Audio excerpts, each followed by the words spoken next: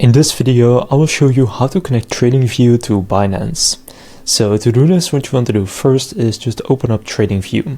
Then at the top, go to Products and just go to Screeners. And here you want to click Crypto Coins. Now you just want to open up any crypto coin, doesn't really matter which one. For example, I'll just do Bitcoin right here.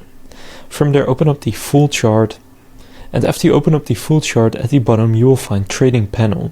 If you don't see it, just find on it. You may need to open up a menu if you have it on, for example, if you have it on Pine Editor, just go over to Trading Panel.